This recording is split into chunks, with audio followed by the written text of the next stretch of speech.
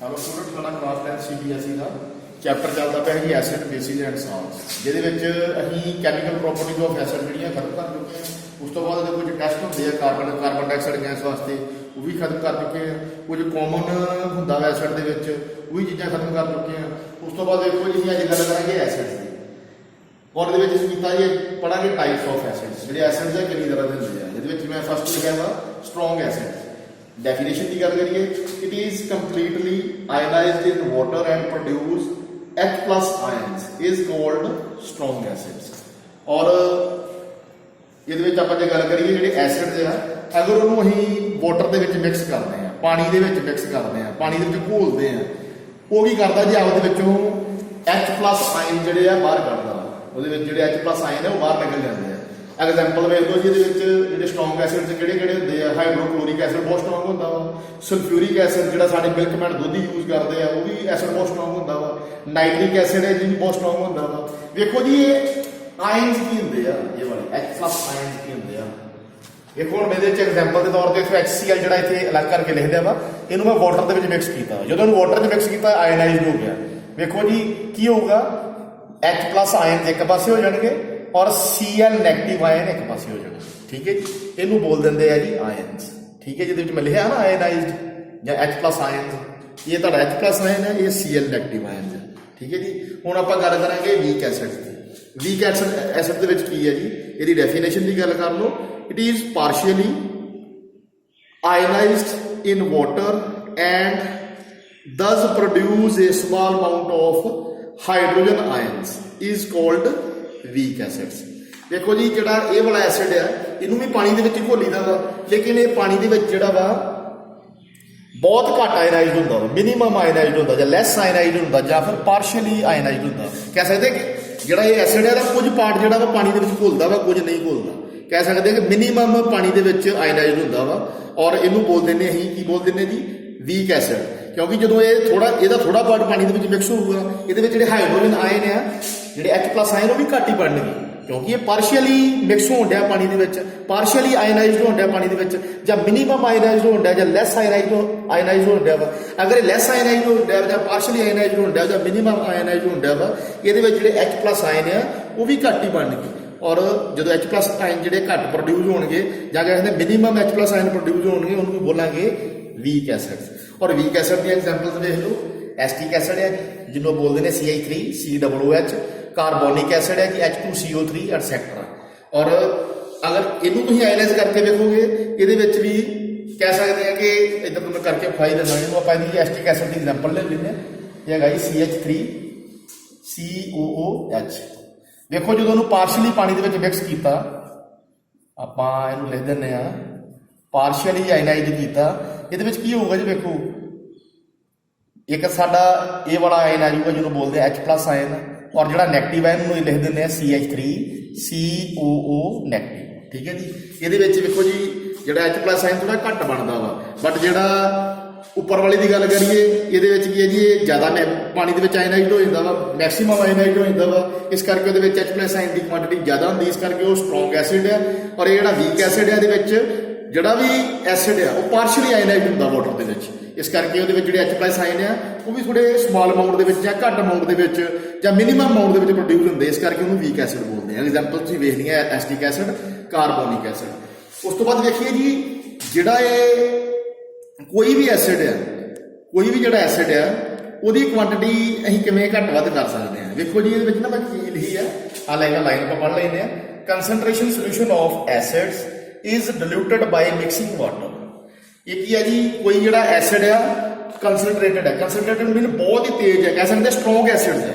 ਕੰਸਨਟ੍ਰੇਟਡ ਨੂੰ ਆਪਾਂ ਕਹਿ ਸਕਦੇ ਹਾਂ ਸਟਰੋਂਗ ਐਸਿਡਸ ਹੈ। ਠੀਕ ਹੈ ਜੀ, ਉਹਨੂੰ ਅਸੀਂ ਕਿੱਚ ਕਨਵਰਟ ਕੀਤਾ, ਡਿਲੂਟ ਦੇ ਵਿੱਚ। ਡਿਲੂਟ ਮੀਨ ਵੀਕ ਐਸਿਡ ਦੇ ਵਿੱਚ ਕਨਵਰਟ ਕੀਤਾ ਵਾ।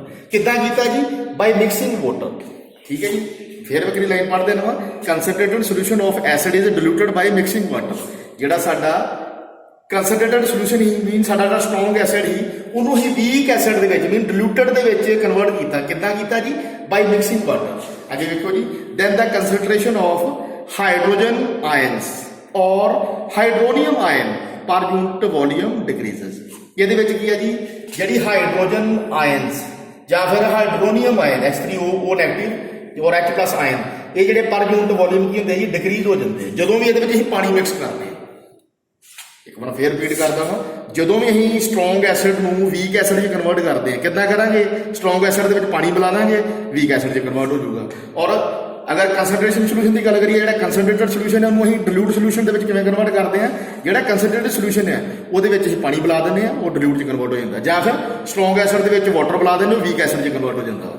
ਔਰ ਕਰਦੇ ਕੀ ਹੈ ਜੀ, ਜਿਹੜਾ ਇਹਦੇ ਵਿੱਚ ਕੰਸਨਟ੍ਰੇਸ਼ਨ ਆਫ ਆਇਨਸ ਹੈ, ਜਿਵੇਂ ਹਾਈਡਰੋਜਨ ਆਇਨਸ H+ ਆਇਨ ਹੈ ਔਰ ਹਾਈਡਰੋਨੀਅਮ ਆਇਨ ਹੈ, ਇਹ ਕੀ ਹੁੰਦੇ ਜੀ ਘਟ ਜਾਂਦੇ ਆ। ਇਹਦੇ ਵਿੱਚ ਇਹ ਵੀ ਆਇਨ ਡਿਕਰੀਜ਼ ਹੋ ਜਾਂਦੇ ਆ, ਇਹ ਵੀ ਆਇਨ ਡਿਕਰੀਜ਼ ਹੋ ਜਾਂਦੇ ਆ। ਇੱਥੇ ਮੈਂ ਲਿਖੇ ਵੀ ਹੈ ਪਰ ਯੂਨਿਟ ਵੋਲਿਊਮ ਦੋਨੋਂ ਹੀ ਡਿਕਰੀਜ਼ ਹੋ ਜਾਂਦੇ ਆ। ਉਸ ਤੋਂ ਬਾਅਦ ਆਪਾਂ ਥੋੜਾ ਜਿਹਾ ਸਮਝ ਲੈਂਦੇ ਆ ਕਿ ਸਾਡੇ ਕੋਲ ਇੱਕ ਮਿਕਸਚਰ ਆ। ਮਿਕਸਚਰ ਵੀ ਜਿਵੇਂ ਤੁਸੀਂ ਘਰੇ ਸਾਰੇ ਨੇ ਆਪਦੇ ਟੀ ਪ੍ਰਪੇਅਰ ਕਰਦੇ, ਚਾਹ ਬਣਾਉਂਦੇ ਨੇ ਸਾਰੇ ਜਣੇ, ਚਾਹ ਇੱਕ ਕੀ ਹੈ ਜੀ ਮਿਕਸਚਰ ਹੈ। ਚਾਹ ਕਿਹਨੂੰ ਮਿਲ ਕੇ ਬਣਦੀ ਹੈ? ਪਹਿਲਾਂ ਤਾਂ ਸੋਲਵੈਂਟ ਦੀ ਗੱਲ ਕਰੀਏ, ਸੋਲਵੈਂਟ ਕੀ ਹੁੰਦਾ ਜੀ? ਆਪਾਂ ਚਾਹ ਬਣਾਉਣ ਵਾਸਤੇ ਵਾਟਰ ਲੈਂਦੇ ਆ, ਜ਼ਿਆਦਾ ਅਮਾਊਂਟ ਦੇ ਵਿੱਚ ਲੈਂਦੇ ਆ, ਮੀਨ ਵਾਟਰ ਜਿਹੜਾ ਵਾ ਚਾਹ ਦੇ ਵਿੱਚ ਸੋਲਵੈਂਟ ਹੈ। ਉਸ ਤੋਂ ਬਾਅਦ ਉਹਦੇ ਵਿੱਚ ਹੀ ਅਸੀਂ ਕੀ ਮਿਲਾਉਣੇ ਆ ਜੀ? ਉਹਦੇ ਵਿੱਚ ਹੀ ਅਸੀਂ ਸ਼ੂਗਰ ਮਿਲਾ ਦਿੰਦੇ ਆ, ਸ਼ੂਗਰ ਤੋਂ ਪਲੱਸ ਟੀ ਮਿਲਾ ਦਿੰਦੇ ਆ, ਪਲੱਸ ਕੋਈ ਹੋਰ ਮਸਾਲਾ ਮਿਲਾ ਦਿੰਦੇ ਆ ਉਹਦੇ ਵਿੱਚ, ਔਰ ਸਾਡੀ ਚਾਹ ਬਣ ਜਾਂਦੀ ਹੈ। ਮੀਨ ਇਹਦੇ ਜਿਹੜੀ ਸ਼ੂਗਰ ਹੈ ਜਾਂ ਜਿਹੜੀ ਟੀ ਹੈ, ਜਿਹੜਾ ਵੀ ਇਹ ਮਸਾਲਾ ਮਿਲਾਇਆ ਵਾ ਉਹ ਕੀ ਹੈ ਜੀ? ਸੋਲਿਊਟ ਹੈ। ਠੀਕ ਹੈ ਜੀ।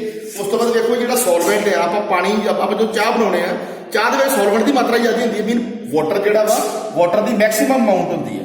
ਬਟ ਜਿਹੜਾ ਸ਼ੂਗਰ ਟੀ ਔਰ ਮਸਾਲਾ ਮਿਲਾਉਣੇ ਜਾਂ ਇਹਦੇ ਵਿੱਚ ਆਪਾਂ ਮਿਲਕ ਦੀ ਗੱਲ ਕਰ ਸਕਦੇ ਹਾਂ, ਇਹ ਸਾਰਾ ਕੀ ਹੈ ਜੀ?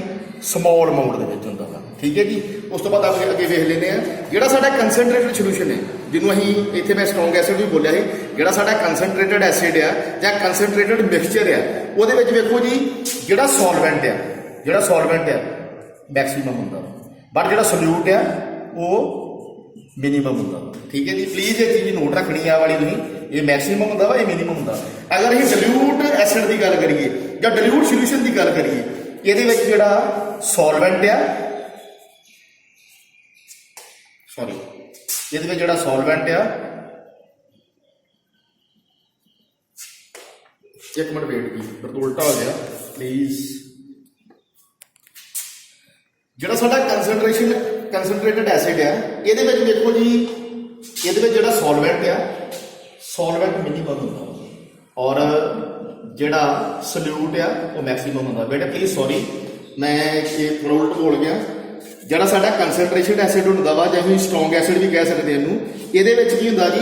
ਜਿਹੜਾ ਸੋਲਵੈਂਟ ਸਾਡਾ ਉਹ ਮਿਨੀਮਮ ਹੁੰਦਾ ਵਾ ਔਰ ਸੋਲਿਊਟ ਮੈਕਸਿਮਮ ਹੁੰਦਾ ਵਾ। ਸੋਲਿਊਟ ਦੇ ਵਿੱਚ ਕਿਹੜਾ ਹੋਊਗਾ ਜੀ? ਜਿਹੜੇ ਕੋਈ ਐਸਿਡ ਦੀ ਗੱਲ ਕਰੀਏ, ਐਸਿਡ ਦੀ ਮਾਤਰਾ ਤੇ ਜ਼ਿਆਦਾ ਹੁੰਦੀ ਹੈ, ਪਾਣੀ ਦੀ ਮਾਤਰਾ ਘੱਟ ਹੁੰਦੀ ਹੈ। ਮੀਨ ਦੇ ਵਿੱਚ ਵਾਟਰ ਦੀ ਅਮਾਊਂਟ ਜਿਹੜੀ ਕਹਿ ਸਕਦੇ ਵਾਟਰ ਸਮੋਲ ਅਮਾਊਂਟ ਦੇ ਵਿੱਚ ਹੋਊਗਾ, ਮਿਨੀਮਮ ਹੋਊਗਾ, ਔਰ ਜਿਹੜਾ ਐਸਿਡ ਆ ਉਹ ਮੈਕਸਿਮਮ ਅਮਾਊਂਟ ਦੇ ਵਿੱਚ ਹੋਊਗਾ। ਇਸ ਕਰਕੇ ਜਿਹੜਾ ਸੋਲਿਊਟ ਆ, ਇਹ 'ਚ ਅਸੀਂ ਐਸਿਡ ਨੂੰ ਵੀ ਮੰਨਿਆ ਵਾ, ਸੋਲਿਊਟ ਮੰਨਿਆ ਵਾ, ਔਰ ਵਾਟਰ ਨੂੰ ਵੀ ਮੰਨਿਆ ਵਾ, ਸੋਲਵੈਂਟ ਮੰਨਿਆ।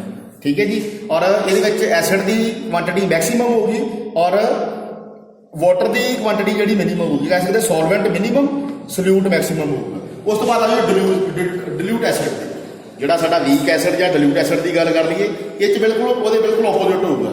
ਇਹਦੇ ਵਿੱਚ ਕੀ ਹੋਊਗਾ? ਜਿਹੜਾ ਸੋਲਵੈਂਟ ਆ, ਕਹਿ ਸਕਦੇ ਆ ਸੋਲਵੈਂਟ ਨੂੰ ਅਸੀਂ ਵਾਟਰ ਮੰਨਿਆ ਸੀ, ਇਹਦੇ ਵਿੱਚ ਜਿਹੜਾ ਵਾਟਰ ਆ ਉਹਦੀ ਕੁਆਂਟੀਟੀ ਮੈਕਸਿਮਮ ਹੋਊਗੀ, ਬਟ ਜਿਹੜਾ ਸੋਲਿਊਟ ਆ ਜਿਹਨੂੰ ਅਸੀਂ ਕੀ ਮੰਨਿਆ ਸੀ? ਐਸਿਡ ਮੰਨਿਆ ਹੈ, ਇਹਦੀ ਕੁਆਂਟੀਟੀ ਇਹਦੇ ਵਿੱਚ ਮਿਨੀਮਮ ਹੋਊਗੀ। ਕਹਿ ਸਕਦੇ ਸਾਡਾ ਡਿਲੂਟ ਐਸਿਡ ਹੋਊਗਾ। ਜਿਵੇਂ ਅਸੀਂ ਘਰਾਂ ਦੇ ਵਿੱਚ ਨਾ ਤੇਜ਼ਾਬ ਯੂਜ਼ ਕਰਦੇ ਆ ਸਾਡੀਆਂ ਟਾਇਲਟ ਸਾਫ਼ ਕਰਨ ਵਾਸਤੇ, ਬਾਥਰੂਮ ਸਾਫ਼ ਕਰਨ ਵਾਸਤੇ, ਅੱਜ ਕੱਲ੍ਹ ਆਉਂਦੇ ਹਾਰਪਿਕ ਵਗੈਰਾ ਆਉਂਦੇ ਆ, ਉਹਦੇ ਵਿੱਚ ਥੋੜਾ ਬਹੁਤ ਐਸਿਡ ਹੁੰਦਾ ਵਾ। ਉਹ ਕਿਹੜੀ ਫਾਰਮ 'ਚ ਹੁੰਦਾ ਵਾ? ਡਿਲੂਟ ਫਾਰਮ ਦੇ ਵਿੱਚ। ਉਹ ਤੁਸੀਂ ਪਾਣੀ ਵੀ ਪਾ ਦੋਗੇ ਨਾ ਤੇ ਕਹਿ ਸਕਦੇ ਕੋਈ ਧਮਾਕਾ ਨਹੀਂ, ਕੋਈ ਹੀਟ ਪ੍ਰੋਡਿਊਸ ਨਹੀਂ ਹੋਊਗੀ। ਬਟ ਜਿਹੜਾ ਕੰਸਨਟ੍ਰੇਟਡ ਐਸਿਡ ਹੈ ਨਾ, ਜਿਹੜਾ ਦੁੱਧ ਵਾਂਗੂ ਤੇਜ਼ਾਬ ਹੁੰਦਾ ਵਾ, ਅਗਰ ਉਹ ਤੇਜ਼ਾਬ ਦੇ ਵਿੱਚ ਤੁਸੀਂ ਪਾਣੀ ਮਿਲਾ ਦੋਗੇ ਨਾ, ਬਹੁਤ ਤੁਹਾਡਾ ਐਕਸੀਡੈਂਟ ਹੋ ਸਕਦਾ ਉਹਦੇ ਨਾਲ ਕੋਈ ਐਕਸੀਡੈਂਟ ਹੋ ਸਕਦਾ, ਕੋਈ ਤੁਹਾਡਾ ਹੱਥ ਤੋਂ ਜਲ ਸਕਦਾ ਵਾ। ਇਸ ਕਰਕੇ ਜਿਹੜਾ ਤੁਹਾਡੇ ਮਿਲਕਮੈਨ ਕੋਲ ਦੁੱਧੀਆਂ ਕੋ ਤੇਜ਼ਾਬ ਹੁੰਦਾ ਉਹ ਕੰਸਨਟ੍ਰੇਟਡ ਹੁੰਦਾ ਵਾ। ਕੰਸਨਟ੍ਰੇਟਡ ਮੀਨ ਉਹਦੇ ਵਿੱਚ ਸੋਲਿਊਟ ਦੀ ਕੁਆਂਟੀਟੀ ਜਾਂ ਐਸਿਡ ਦੀ ਕੁਆਂਟੀਟੀ ਬਹੁਤ ਜ਼ਿਆਦਾ ਹੁੰਦੀ ਆ, ਔਰ ਉਹਦੇ ਵਿੱਚ ਜਿਹੜਾ ਵਾਟਰ ਹੁੰਦਾ ਬਹੁਤ ਘੱਟ ਅਮਾਊਂਟ 'ਚ ਹੁੰਦਾ ਵਾ। ਪਰ ਜਿਹੜਾ ਡਿਲੂਟ ਐਸਿਡ ਜਿਹੜਾ ਤੁਸੀਂ ਹਾਰਪਿਕ ਵਗੈਰਾ ਯੂਜ਼ ਕਰਦੇ ਜੇ, ਉਹਦੇ ਵਿੱਚ ਉਲਟਾ ਹੁੰਦਾ, ਉਹਦੇ ਵਿੱਚ ਜਿਹੜਾ ਸੋਲਵੈਂਟ ਜ਼ਿਆਦਾ ਹੁੰਦਾ, ਮੈਨੂੰ ਵਾਟਰ ਦੀ ਕੁਆਂਟੀਟੀ ਜ਼ਿਆਦਾ ਹੁੰਦੀ ਆ, ਜਾਂ ਹੋਰ ਜਿਹੜਾ ਕੋਈ ਐਕਵਾ ਸੋਲੂਸ਼ਨ ਹੈ ਉਹਦੀ ਕੁਆਂਟੀਟੀ ਜ਼ਿਆਦਾ ਹੁੰਦੀ ਆ, ਬਟ ਜਿਹੜਾ ਸੋਲਿਊਟ ਆ ਜਾਂ ਐਸਿਡ ਆ ਉਹਦੀ ਕੁਆਂਟੀਟੀ ਮਿਨੀਮਮ ਹੁੰਦੀ ਹੈ। ਇਹਨੂੰ ਬੋਲ ਦਿੰਦੇ ਡਿਲੂਟ ਐਸਿਡ। ਪਲੀਜ਼ ਇੱਥੇ ਥੋੜਾ ਫੋਕਸ ਕਰ ਲਿਓ। ਉਸ ਤੋਂ ਬਾਅਦ ਨੈਕਸਟ ਟੌਪਿਕ ਸ਼ੁਰੂ ਹੋਇਆ ਜੀ ਬੇਸਿਸ। ਬੇਸਿਸ ਦੇ ਵਿੱਚ ਕੀ ਹੈ ਜੀ?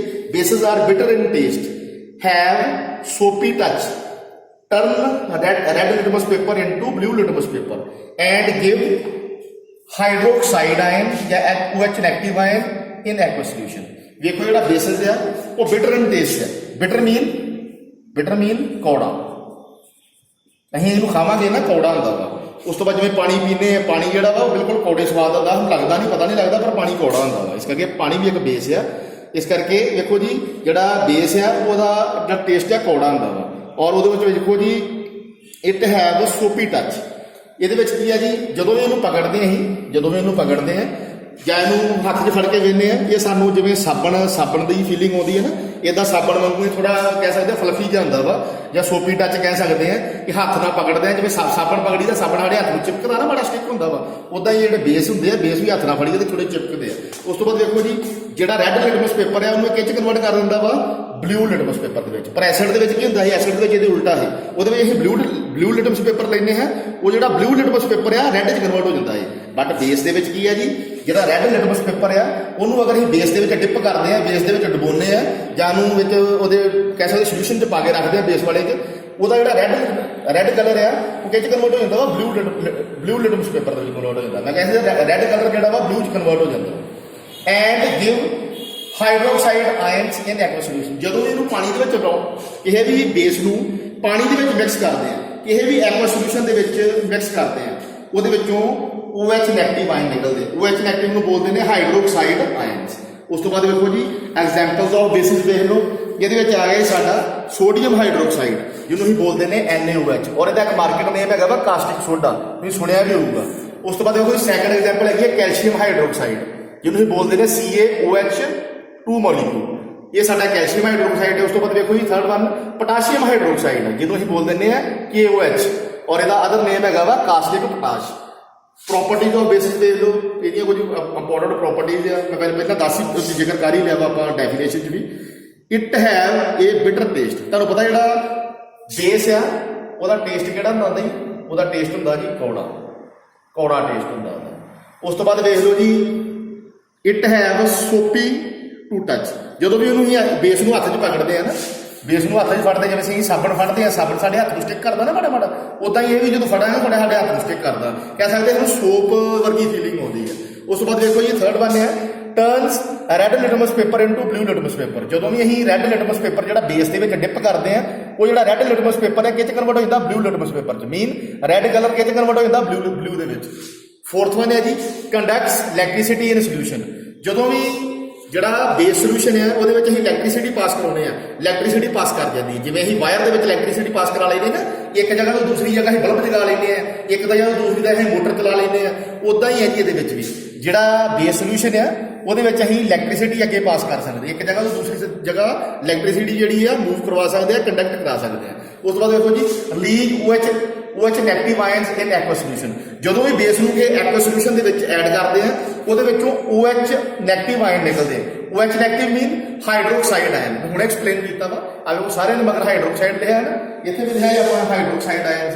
ਉਦਾਂ ਹੀ ਕਹੀ ਇਹਦੇ ਵਿੱਚ ਕਿਹੜੇ ਆਇਨ ਨਿਕਲਦੇ, ਜਦੋਂ ਵੀ ਬੇਸ ਨੂੰ ਕਿਸੇ ਐਕਵਾ ਸੋਲੂਸ਼ਨ ਦੇ ਵਿੱਚ ਕਿਸੇ ਲਿਕਵਿਡ ਦੇ ਵਿੱਚ ਮਿਕਸ ਕਰਦੇ ਆ, ਉਹਦੇ ਵਿੱਚੋਂ ਹਾਈਡਰੋਕਸਾਈਡ ਆਇਨਸ ਨਿਕਲਦੇ। ਹਾਈਡਰੋਕਸਾਈਡ ਆਇਨ ਮੀਨ OH ਨੈਗੇਟਿਵ ਆਇਨ ਨਿਕਲਦੇ ਆ, ਠੀਕ ਹੈ ਜੀ। ਔਰ ਇਹਦੇ ਨਾਲ ਕਰ ਲਈਏ ਸਾਰੇ। ਉਸ ਤੋਂ ਬਾਅਦ ਨੈਕਸਟ ਹੈਗਾ ਜੀ types of basis. Types of basis ਦੇ ਵਿੱਚ ਵੇਖੋ ਜੀ it can be divided into 2 types. ਇਹਦੀਆਂ 2 ਟਾਈਪਸ ਹੁੰਦੀਆਂ ਜੀ ਬੇਸ ਦੀਆਂ। ਪਹਿਲਾਂ ਕਹਿ ਸਕਦੇ ਆ ਵਾਟਰ ਸੋਲੂਬਲ ਬੇਸ ਆ, ਔਰ ਸੈਕੰਡ ਵਨ ਵਾਟਰ ਇਨਸੋਲੂਬਲ ਬੇਸ। ਵੇਖੋ ਜੀ ਵਾਟਰ ਸੋਲੂਬਲ ਕਿਹੜੇ ਹੁੰਦੇ, ਜਿਹੜੇ ਪਾਣੀ 'ਚ ਘੁਲ ਜਾਂਦੇ ਆ, ਔਰ ਵਾਟਰ ਇਨਸੋਲੂਬਲ ਬੇਸ ਕਿਹੜੇ ਆ, ਜਿਹੜੇ ਪਾਣੀ 'ਚ ਘੁਲਦੇ ਨਹੀਂ ਗੇ। ਆਪਾਂ ਅੱਗੇ ਵੇਖ ਲੈਂਦੇ ਆ, ਇਹਦੀ ਥੋੜੀ ਡੈਫੀਨੇਸ਼ਨ ਦੀ ਗੱਲ ਕਰ ਲਓ, ਇਹਦੀ ਥੋੜੀ ਕੋਈ ਆਪਾਂ ਕਹਿ ਸਕਦੇ ਇਹਦੀ ਥੋੜਾ ਡਿਟੇਲ ਨਾਲ ਪੜ੍ਹ ਲੈਂਦੇ ਆ। The hydroxide of alkali and ਅਲਕੇਲਾਈਨ ਅਰਥ ਮੈਟਲ, ਜਿਹੜੇ ਇੱਥੇ ਪ੍ਰੈਜ਼ੈਂਟ ਹੁੰਦੇ ਜੀ। ਇੱਕ ਤੁਸੀਂ ਪੀਰੀਓਡਿਕ ਟੇਬਲ ਵੇਖੋਗੇ, ਪੀਰੀਓਡਿਕ ਟੇਬਲ ਦਾ ਜਿਹੜਾ ਸ਼ੁਰੂ ਵਾਲਾ ਕਾਲਮ ਆ, ਜਿਹਨੂੰ S ਬਲੌਕ ਬੋਲਦੇ ਨੇ, ਉਹਦੇ ਵਿੱਚ ਤੁਹਾਨੂੰ ਮਿਲਣਗੇ ਅਲਕੇਲਾਈਨ ਅਰਥ ਮੈਟਲ ਵੀ ਮਿਲਣਗੇ ਔਰ ਅਲਕਲੀ ਮੈਟਲ ਵੀ ਮਿਲਣਗੇ। ਇਹ ਸਾਰੇ ਜਿਹੜੇ ਹੁੰਦੇ ਜੀ, ਇਹਦੇ ਜਿਹੜੇ ਹਾਈਡਰੋਕਸਾਈਡ ਆ, ਇਹਦੇ ਜਿਹੜੇ ਹਾਈਡਰੋਕਸਾਈਡ ਆਪਾਂ ਕਿਹੜੀ ਲਾਈਨ ਪੜ੍ਹ ਲੈਂਦੇ ਆ, the hydroxide of alkali and alkali earth metal present in S block of periodic table are soluble in water. ਵੇਖੋ ਜੀ ਜਿੰਨੇ ਵੀ ਅਲਕਲੀ ਔਰ ਅਲਕੇਲਾਈਨ ਅਰਥ ਮੈਟਲ ਹੈ ਜਿਹੜੇ ਸਾਡੇ ਪੀਰੀਓਡਿਕ ਟੇਬਲ ਦੇ S ਬਲੌਕ 'ਚ ਪਾਏ ਜਾਂਦੇ ਆ, ਉਹ ਸਾਰੇ ਜਿਹੜੇ ਅਲਕਲੀ ਔਰ ਅਲਕੇਲਾਈਨ ਮੈਟਲ ਆ, ਉਹ ਸਾਰੇ ਪਾਣੀ ਦੇ ਵਿੱਚ ਕੀ ਹੁੰਦੇ ਜੀ, ਸੋਲੂਬਲ ਹੁੰਦੇ ਆ, ਘੁਲ ਜਾਂਦੇ ਆ, ਠੀਕ ਹੈ ਜੀ। ਇੱਕ ਵਾਰ ਫਿਰ ਰਿਪੀਟ ਕਰ ਦਿੰਦਾ, ਜਿੰਨੇ ਵੀ ਸਾਡਾ ਜਿਹੜਾ ਪੀਰੀਓਡਿਕ ਟੇਬਲ ਆ ਉਹਦੇ ਸ਼ੁਰੂ ਦੇ ਵਿੱਚ ਹੁੰਦਾ, ਸਟਾਰਟਿੰਗ ਦੇ ਵਿੱਚ S ਬਲੌਕ ਐਲੀਮੈਂਟ ਹੁੰਦੇ ਆ, ਜਿਹਨੂੰ ਇਦਾਂ ਲਿਖਿਆ ਹੁੰਦਾ ਵਾ ਅਲਕਲੀ ਔਰ ਅਲਕੇਲਾਈਨ ਅਰਥ ਮੈਟਲ। ਇਹਦੇ ਜਿੰਨੇ ਵੀ ਹਾਈਡਰੋਕਸਾਈਡ ਆ ਉਹ ਸਾਰੇ ਕੀ ਆ ਜੀ, ਵਾਟਰ ਦੇ ਵਿੱਚ ਘੁਲ ਜਾਂਦੇ ਆ। ਅਲਕਲੀ अर्थ मैटल अल्कली मैटल और अल्कली अर्थ मैटल दोनों के हाइड्रोक्साइड जोड़े आ पानी च घुल जाते हैं। प्लीज़ ये वाली चीज़ देख लियो कि जिन्ने भी साडे अल्कली और अल्कली अर्थ मैटल है जिहड़े एस ब्लॉक पीरियोडिक टेबल दे विच पाए जाते हैं, पीरियोडिक टेबल के एस ब्लॉक दे विच पाए जाते हैं, वो जिहड़े अल्कली और अल्कली अर्थ मैटल के हाइड्रोक्साइड आ पानी दे विच घुल जाते हैं। It is also known as alkali. इनू असीं की बोल सकते हैं, इन्होंने दोनों ने अल्कली भी बोल सकते हैं। और alkali is considered a strong base. जिहड़ा ये अल्कली है, अल्कली में ही होर की बोल सकते हैं, इनू ही स्ट्रॉन्ग बेस बोल सकते हैं। कह सकते हैं बहुत वधिया बेस हुंदा वा, बहुत स्ट्रॉन्ग बेस हुंदा वा, बहुत कह सकते हैं कि आपां मतलब कि कह सकते हैं कि बहुत ही मतलब हाई फाई कह सकते हैं, या बहुत ही कह सकते हैं कि जल्दी रिएक्ट करने वाला बेस हुंदा वा, इस करके इहनूं स्ट्रॉन्ग बेस बोल देते हैं। एग्जाम्पल वेख लो इहदी, सोडियम हाइड्रोक्साइड आ गया जिहदे विच, मैग्नीशियम हाइड्रोक्साइड आ गया, कैल्शियम हाइड्रोक्साइड आ गया, इस तो इलावा होर भी हो सकते हैं। उस तो बाद देखो जी अगे आप शुरू करते हैं, आप स्टार्टिंग कर लेनी है कैमिकल प्रॉपर्टीज ऑफ बेसिस। आप गल करांगे कि जिहड़ियां बेसिस होंदियां कैमिकल प्रॉपर्टीज की होंदियां। फस्ट प्रॉपर्टी हैगी है जी reaction of base with metals. ये जिहड़ा बेस है किहदे नाल रिएक्ट करदा पिया जी, मैटल दे नाल। उस तो बाद देखो जी वैन बेस जां इहनूं आपां बेस नूं आपां कहा है ना कि it is also known as alkali, base नूं अल्कली भी कह सकते हैं। When base react with metal it produce salt and hydrogen gas. बई तुहाडा जिहड़ा बेस है जां तुहाडा जिहड़ा अल्कली है, ਜਦੋਂ भी किसी मैटल दे नाल रिएक्ट करदा फिर की प्रोड्यूस करदा, ਉਹਦੇ ਵਿੱਚੋਂ एक साल्ट प्रोड्यूस करदा वा और नाल हाइड्रोजन गैस प्रोड्यूस करदा। ਇਹਦੇ ਵਿੱਚ ਇਹ ਜਿਹੜਾ ਤੁਹਾਡਾ बेस है कोई ਤੁਹਾਡਾ अल्कली है वो किहदे नाल रिएक्ट करदा पिया, किसी मैटल दे नाल, और की प्रोड्यूस करता पिया वा, एक साल्ट प्रोड्यूस करता पिया, एक हाइड्रोजन गैस प्रोड्यूस करता पिया। ਇਹਨੂੰ मैं सिंपल वे नाल लिखिਆ, देखो एक मिनट, साडा कोई बेस है, ਜਿਹਨੂੰ ਅਸੀਂ ਕੀ बोल सकते हैं, अल्कली भी बोल सकते हैं, बेस ਨੂੰ अल्कली भी बोल सकते हैं। ਜਿਹੜਾ ਇਹ बेस है किहदे नाल रिएक्ट करता पिया, मैटल दे नाल, और आफ्टर एक्शन सानू की मिलता पिया, ਇਹਦੇ ਵਿੱਚੋਂ एक साल्ट मिलता पिया वा और नाल हाइड्रोजन गैस मिलती पई है। रिएक्शन की गल कर लो जी, अगे एग्जाम्पल वेख लेने। एग्जाम्पल के फस्ट रिएक्शन रही है sodium hydroxide react with zinc metal. ये देखो 2NaOH है, एक्वस फॉर्म के है, लिक्विड फॉर्म के है, जो सोडियम हाइड्रोक्साइड है, और वो किहदे नाल रिएक्ट करता पिया वा, जिंक के नाल। जिंक किहड़ी फॉर्म च है, सोल्ट फॉर्म के। और आफ्टर एक्शन सानू की मिलता पिया वा, सोडियम जिंकेट। आफ्टर एक्शन सानू की मिलता पिया, सोडियम जिंकेट। और जो सोडियम जिंकेट की है जी, इत्थे साल्ट है, जिवें मैं लिखा है ना, ये साल्ट निकलता वा, और प्लस नाल की मिलता पिया वा, हाइड्रोजन गैस मिलती पई है, हाइड्रोजन गैस मिलती पई है। ठीक है जी। सैकंड एग्जाम्पल देख लो, सैकंड एग्जाम्पल की है जी 2 मॉलीक्यूल ऑफ सोडियम हाइड्रोक्साइड। ये भी एक्वस फॉर्म के लिक्विड फॉर्म के जो सोडियम हाइड्रोक्साइड है लिक्विड फॉर्म के है, और they can react with 2 molecule of aluminium. ये किहदे नाल रिएक्ट करते पे जी, एल्यूमीनियम नाल, और एल्यूमीनियम जो सॉल्ट फॉर्म के है, और इहदे नाल थोड़ा वाटर भी मिक्स करते पे। ये जो 2 मॉलीक्यूल ऑफ वाटर भी लेंदे पे हैं, 2 मॉलीक्यूल ऑफ H2O भी लेंदे पे, भी लिक्विड फॉर्म के है। और आफ्टर एक्शन सानू की मिल गया, आफ्टर एक्शन सानू मिल गया जी 2NaAlO2।